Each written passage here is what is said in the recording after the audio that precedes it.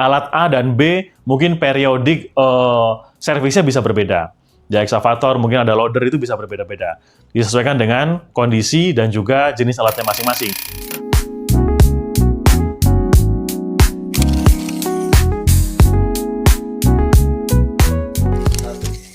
Oke, teman-teman, melanjutkan dari materi pertambangan, ya, ada sisi krusial dalam sistem manajemen K3 pertambangan, yaitu terkait dengan keselamatan operasional. Ini biasanya memang seorang safety atau HSE tidak terlibat langsung dalam pekerjaannya, tapi memastikan bagaimana keselamatan operasional ini berjalan. Jadi, proses keselamatan operasional ini apa aja? Jadi banyak ya, teman-teman ya. Ini dari proses pekerjaannya, peralatannya, bagaimana merawat peralatan, menjalankan peralatan, sampai nanti kalau memang ada kerusakan, handlingnya seperti apa. Memang terkait dengan keselamatan operasional biasanya dipegang oleh power plant manajernya atau manajer maintenance-nya ya, karena memang banyak terkait dengan part-part yang dibahas ya. Di sini kita kalau mencakup keselamatan operasional ada beberapa tahap di sini ya, mulai dari pengelolaan sistem pelaksanaan, pemeliharaan perawatan sarana dan prasarana, instalasi dan peralatan pertambangan, pengamanan instalasi, memastikan kelayakan, ya, kompetensi tenaga teknik termasuk personilnya berarti di sini ya, termasuk tenaga teknik dan evaluasi laporan hasil kajian teknis. Ya. Nah, secara garis besar terkait dengan bagaimana perusahaan melakukan pemeliharaan perawatan, di sini ada breakdown maintenance dan juga plant maintenance. Yang nomor satu ini jangan ini ya. Kalau bisa jangan sampai breakdown gitu kan. Kalau breakdown kan yang dikhawatirkan apa? Produksi stop ya, banyak alat yang tidak bisa digunakan, partnya mungkin jadi lama ya. Jadi kita usahakan yang kedua, plant maintenance. Jadi maintenance sudah terjadwal. Bedanya apa? Sini kalau kita lihat ya, dalam sistem maintenance, di sini yang pertama ada breakdown maintenance, adalah perbaikan atau pergantian part yang rusak sebagai tindakan servis atau perbaikannya, sehingga fasilitas dan peralatan dapat berjalan dengan normal kembali. Tapi breakdown nih, jadi stop ya, stop produksi harus dimatikan semua. Yang kedua, plant maintenance.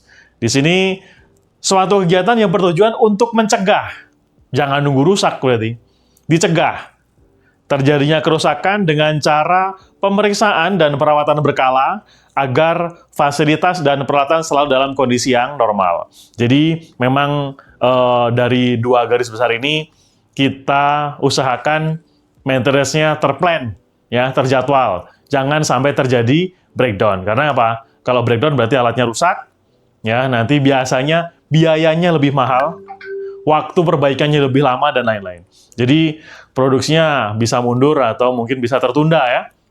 Jadi kita usahakan yang kedua. Dua-duanya penting. Oke, di sini kita lihat terkait dengan pemeliharaan perawatan sarana dan prasarana.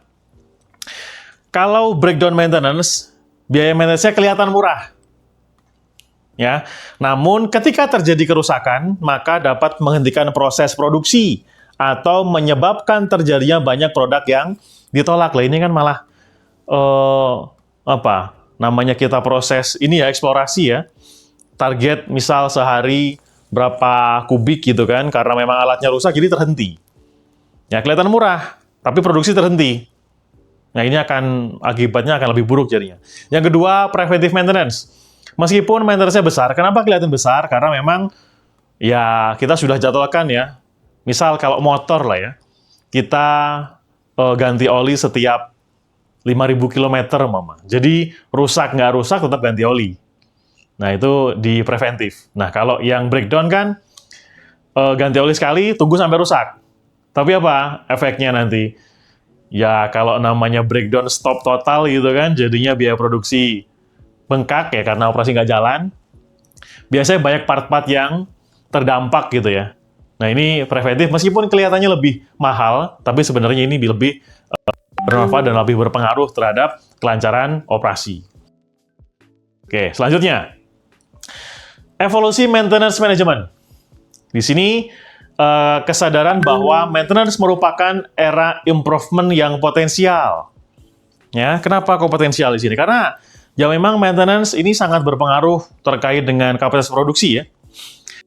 Pertama, sebagian besar pola kerja yang reaktif, mengutamakan pergantian periodik, dan upaya untuk memperkenalkan sistem WO, apa WO ini? Working order ya, tetapi tidak berjalan. Kurangnya support untuk proposal improvement, tidak ada keterlibatan user atau top down, unplanned breakdown menurun, bekerja tanpa prosedur formal, maintenance cost agak tinggi, dan komponen life pendek. Life komponen pendek, ini umur waktunya pendek. Ini kalau memang level ya masih dasar ya, jadi semua perbaikan menjadi tanggung jawab utamanya tim mekanik ya, dan mekanik juga reaktif, kalau rusak baru dikerjakan ya, tidak ada WO by user ya, usernya akan lebih cuek terhadap penggunaan alat ya, kalau rusak ya berarti tanggung jawab mekanik gitu kan. Ini biasanya potensi breakdown-nya tinggi kalau seperti ini. Nah, selanjutnya level 3, ini kesadaran reaktif maintenance. Itu adalah komitmen untuk improvement. Ya, maintenance rutin berjalan lancar. Ini level 3, level yang lebih tinggi dari sebelumnya. Maintenance rutin berjalan lancar, rusak ke rusak diganti gitu ya. Misal ada baut, ada oli, lifetime-nya setahun. Ya setahun, rusak nggak rusak tetap diganti. Sistem WO berjalan disiplin.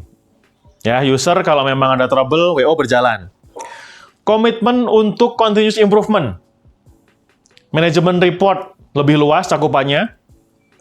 Ada upaya menghubungkan budget dan rencana kerja. Nah, ini sudah terplan dari awal. Ya, kira-kira mesin A ini, dia butuh budget berapa dalam setahun ya? Pergantian partnya, olinya, gearnya, ya, dan lain-lain. Historical report terpelihara dengan baik. Ya, karena memang sudah rutin gitu kan. Jadi, dulu pernah pergantian apa saja, 3 bulan terakhir sudah ada recordnya. Tujuan-tujuan maintenance yang formal telah dipublikasikan. Senior manajemen secara berkala mendiskusikan permasalahan maintenance. Jadi, manajemen juga komit ya terhadap bagaimana proses maintenance ini. Nggak serta-merta diserahkan ke mekanik, jadi bagian manajemen tidak memperhatikan. Jadinya apa? Biasanya apa kerepotannya? Budgetnya susah. Ya, tapi kalau manajemen tahu cost trouble di lapangan seperti apa, ya, bagaimana jadwal, lubrikasi, dan lain seperti apa, mereka akan menyediakan budget yang sesuai. Ya, mereka lebih paham di sini. Keuntungannya kita melakukan level up maintenance seperti ini. Selanjutnya, ya, level 4. Di sini, komitmen senior management, continuous improvement, informasi yang akurat, dan pemekaan teknik best practice. Predictive maintenance diutamakan di sini. Jadi sebelum rusak sudah diprediksi. Failure analysis dijalankan. Continuous improvement berjalan. KPI secara rutin dilaporkan. Nah, ini level up lagi. Sudah ada KPI. Sudah ada penilaian. Ya. Rentang periodik 6 bulan.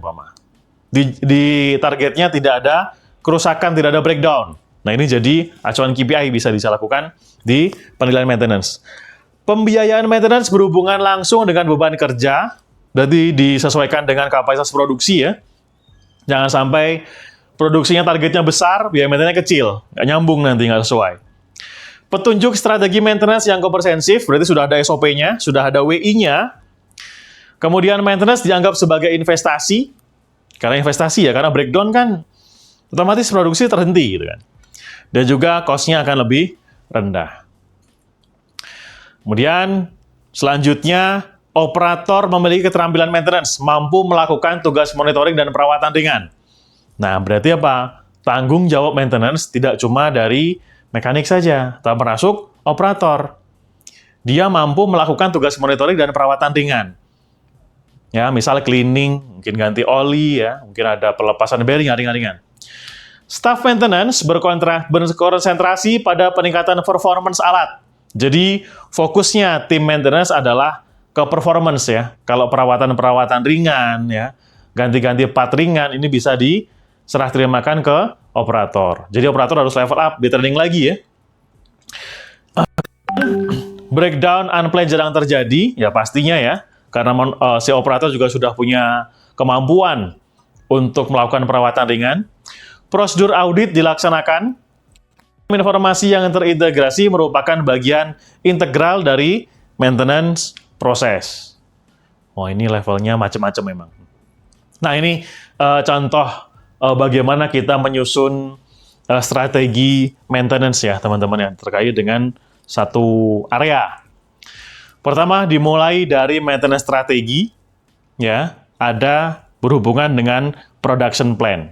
Jadi kita mau produksi berapa, kemudian butuh alatnya apa saja, dan alat ini butuh maintenance apa aja. Nah, kalau kita lihat di sini urutannya. Production plan di sana ya kan kebutuhan alat ya, entah itu alat baru atau alat bekas. Kemudian kalau alat baru berarti maintenance-nya bisa berkurang. Kalau alat bekas berarti akan lebih sering maintenance-nya gitu kan. Nah, ini sudah diprediksi nih dari production plan. Kemudian mulai di budgeting. Kalau alat baru kan berarti cost-nya lebih rendah karena alatnya jarang rusak, lifetime-nya masih panjang gitu kan. Nah, kalau alatnya bekas berarti apa? Budgetnya sudah disesuaikan. Ya, oh ini berarti lifetime-nya tinggal setahun lagi. Berarti saya harus menyiapkan part pengganti gitu ya. Nah, kemudian selanjutnya ada maintenance activities. Dari mulai preventif ya, middle life, component recognition, fabrikasi, predictive maintenance, PPM, PPU, inspection, dan lain-lain. Selanjutnya, dari hasil maintenance yang sudah berjalan, akan menghasilkan data manajemen. Data maintenance, alat A ini butuh perbaikan berapa kali sih? Alat B ini butuh ganti part berapa kali gitu ya. Kemudian dari data manajemen juga akan diketahui terkait dengan analisa kerusakan, ya, dan performa mesin itu sendiri. Ya, kemudian data baik itu peralatan, analisis kerusakan, kemudian performa mesin, ya, ini akan menjadi bahan untuk manajemen improvement. Ya, perbaikan ke selanjutnya. Ini kayak PDCA ya, tapi ini dalam proses maintenance. Selanjutnya, ya, dalam high physical availability, high performance cost reasonable, ada dua bagan yang mempengaruhi. Pertama ada maintenance management system, ya, MMS, kemudian ada activity plan-nya. Dari MMS, Maintenance Management System, di sini ada Planning and Budgeting, Maintenance Process, Data Management, Performance Management, Maintenance Improvement, ya sampai ke bawah. Dari activity-nya ada pembuatan standar, berarti ada prosedur, ada sosialisasi, pelaksanaan dari standar itu sendiri, audit, revisi kalau memang dari hasil audit temuan, dan juga update PK from MMS. Mungkin kurang lebih bagannya lebih mudah seperti ini alurnya. Ya, sudah dijelaskan di slide sebelumnya. Oke, selanjutnya cleaning of machine. Berarti di dalam maintenance itu nggak cuma perbaikan, ya. Yang jadi poin penting juga terkait dengan cleaning. Mesin kalau dalam kondisi bersih ini ya kalau kita lihat mungkin gampangnya ya, lifetime-nya akan lebih panjang. Kebersihan mesin adalah dasar bagi repair dan maintenance quality. Ya, fungsinya apa cleaning ini? Pertama, untuk menghindari kerusakan akibat kotoran, lumpur, debu, dan kontaminasi bahan yang mudah terbakar. Kotoran, lumpur, debu lama-lama numpuk. Kalau nggak dibersihkan, akan berpengaruh ke part. Kemudian, kalau di cleaning berarti apa? Meningkatkan ketajaman inspeksi. Kalau kotor nggak kelihatan. Ya, ada kerembes, nggak kelihatan, tutup debu. Tapi kalau dalam kondisi bersih, ada potensi sedikit saja, itu sudah terlihat nanti. Kemudian, meningkatkan kenyamanan kerja maintenance, ya kalau bersih ya pasti nyaman ya. Dan meningkatkan kenyamanan operasi. Dia apa, teman-teman? Dalam proses cleaning ini, dibuatkan jadwal untuk cleaning. Ya, kemudian bersihkan equipment sebelum di maintenance.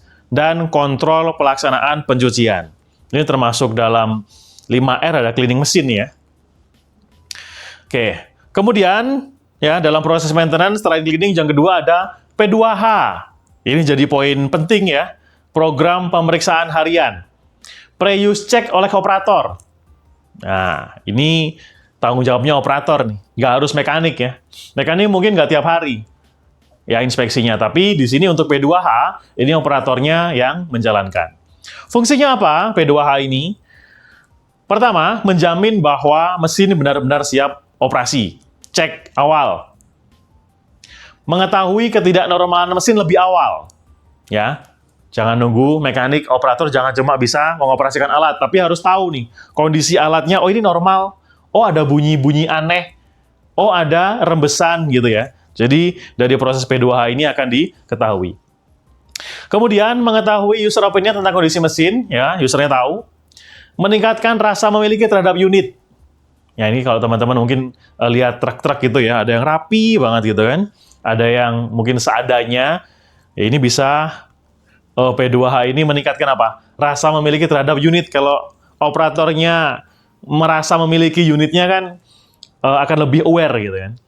Contohnya apa di sini untuk P2H? Cek panel kabin, ya, cek air, solar, oli, ASO, inspeksi kondisi umum, cek ban, cek brake, cek kebocoran, cek udara, cek baterai. Ini kan sebenarnya poin-poin simple ya, yang terlihat mata gitu istilahnya, yang bisa dilakukan oleh operator itu sendiri. Ya, kecuali dengan cek dalam mesin dan lain ini harus maintenance gitu kan. Tapi untuk yang poin-poin harian, ini yang mudah kelihatan mata dan bisa dilakukan oleh operator. Sarana melibatkan pengguna equipment dalam maintenance bisnis user ya. Data dipergunakan untuk preventif lebih lanjut. Biasanya dalam proses P2H ini kan ada form ya teman-teman. Biasanya ada form checklist nih. Kalau memang ada temuan misal low baterai, misal ada indikator lampu apa yang nyala gitu ya, misal olinya, atau mungkin kekurangan air, misal ada rembesan, itu udah di P2H sudah bisa dikasih catatan. Data inilah yang disampaikan kepada tim maintenance untuk dilakukan perbaikan tanpa nunggu breakdown. Ya, sebelum ada breakdown. Jadi sudah diprediksi dulu nih, oh ada potensi nih, kerusakan, ada rembesan oli di sini. Berarti harus ada penggantian seal, misal seperti itu, dari proses P2H ini. Selanjutnya, ada periodical service. Perawatan rutin dengan dasar interval 250, 500, 250, 1000, 2000, 6000 operating hour. Ya, bisa juga dilihat dari kalau kendaraan kilometer ya. Per 250 apa yang dicek, per 500 apa yang dicek, per 750 apa, 2000 apa, 6000 apa gitu ya. Jadi memang dilakukan interval periodical service untuk mencegah breakdown unscheduled akibat penurunan performa mesin, baik itu oli maupun part. Nah, periodical service ini biasanya apa saja yang diganti? Contoh ada ganti oli, ganti filter, ya, corrosion resistor, air cleaner, water coolant, general check, greasing, backlog repair. Ya, caranya lakukan scheduling dengan benar. Per alat bisa berbeda ya teman-teman ya. Per alat bisa berbeda. Alat A dan B mungkin periodik servisnya bisa berbeda. Di excavator mungkin ada loader, itu bisa berbeda-beda. Disesuaikan dengan kondisi dan juga jenis alatnya masing-masing. Loader misal 500 per 500 nih harus ganti oli. Oh, alat yang lain mungkin per 1000. Ya, disesuaikan dengan unitnya masing-masing. Lakukan scheduling dengan benar. Gunakan checklist dengan benar. Final inspection dengan benar. Evaluasi report preventive maintenance dalam KPI meeting, dan evaluasi pencapaian periodical service. Pencapaiannya apa nih? Target KPI-nya masuk nggak ya? Gitu ya. Selanjutnya ada midlife, ya, lifetime dari alat. Pergantian rutin atas komponen kecil atau aksesoris dengan dasar setengah standar umur komponen. 8.000 sampai dengan 9.000 operating hour. Di sini fungsinya untuk mencegah breakdown unscheduled akibat penurunan normal performa komponen kecil. Yang lifetime ini ya. Seperti contohnya midlife alternator, cek setengahnya. Misal dia masa habisnya di 8.000 gitu ya. Jadi dari mulai 4.000 sudah mulai melakukan pengecekan. Ini sudah sekian nih. Apakah harus diganti? Ya, maka dipastikan. Kompresor, turbocharge, water pump, nozzle, starting motor, dan lain-lain. Lakukan scheduling yang benar, pelaksanakan program midlife, dan evaluasi pencapaian program midlife. Berarti ada pengecekan. Selanjutnya ada PPM, program pemeriksaan mesin. Di sini, ini mekanik kalau ini ya, program pemeriksaan mesin. Bagaimana kita memeriksa kondisi mesin, ya, mesin condition monitoring, inspeksi pengukuran, dan adjustment mesin secara rutin berdasarkan interval yang ditentukan. Kemudian, untuk memprediksi gejala kerusakan, memprediksi umur sisa dari lifetime-nya masing-masing part, menyusun jadwal perbaikan. Di sini yang kita lakukan dalam program pemeriksaan mesin antara lain adalah test dan adjust engine performance, test dan adjust hydraulic performance, test adjust pompa, ya, inspect thermal, test adjust transmission, electric performance, inspeksi visual, inspeksi noise, dan lain-lain. Datanya dari hasil pengetesan di sini dikumpulkan, dianalisa, ya, dan juga diprediksi nanti kira-kira akan rusak atau akan butuh pergantian di periodik berapa. Lakukan scheduling dengan benar, ya, pelaksanaan program PPM dengan sesuai, dan evaluasi pencapaian program pemeriksaan mesin atau PPM-nya. Kemudian PPU, program pemeriksaan undercarriage. Di sini undercarriage condition monitoring, inspeksi, pengukuran, dan adjustment komponen undercarriage secara rutin berdasarkan interval 500 operation hour atau 1000 operation hour. Di sini, untuk memprediksi gejala kerusakan, gejalanya apa gitu ya. Kemudian memprediksi umur sisa lifetime dari masing-masing partnya, dan juga menyusun jadwal perbaikan. Dilihat dari gejala kerusakan dan juga umur sisa dari atau lifetime dari masing-masing part. Di sini yang dilakukan adalah ada adjust track tension, ukur kausan link, ukur kausan pin, ukur kausan show crusher, dan lain-lain ya. Di sini sama ya, sama seperti tadi, sama-sama PPM tadi. Data dikumpulkan ya untuk memprediksi kapan lifetime-nya dan juga schedule perbaikan. Lakukan scheduling dengan benar, evaluasi pelaksanaan PPU, evaluasi pencapaian program PPU, dan follow up schedule perbaikan. Kemudian ada PAP, program analisa pelumas, pergantian pelumas, atau mungkin ada rublikasi. Di sini oil lab condition monitoring, ya, wear metal analysis, contamination analysis, addictive determination analysis, viscosity, dan juga full shoot. Fungsinya untuk memprediksi gejala kerusakan, memprediksi umur tersisa, menyusun jadwal perbaikan. Ini sama-sama sebenarnya PAP, PU, dan juga PPM. Ya, kita tes masing-masing alat, masing-masing part ya, dan juga termasuk mungkin di sini oli untuk nyari data kapan lifetime-nya habis, kapan partnya harus diganti, dan membuat jadwal dilakukan pergantian. Oke, teman-teman, resum ya dari materi keselamatan operasional di sini terkait dengan maintenance ya. Di sini maintenance management system dapat ditentukan sebagai pemeliharaan yang dilakukan untuk memulihkan ATU yang tidak dapat beroperasi sebagai standar yang dapat diterima dan digunakan. Jadi program maintenance ini poinnya adalah jangan sampai alatnya bermasalah, ya, jangan sampai nanti breakdown karena akan menghentikan operasi. Kalau alatnya bermasalah juga berpotensi untuk mencelakai ke personil, merusak area, ataupun merusak alat itu sendiri. Jadi poin maintenance ini jadi berperan penting ya dalam keselamatan operasional. Oke, terima kasih teman-teman. Sampai ketemu di video selanjutnya.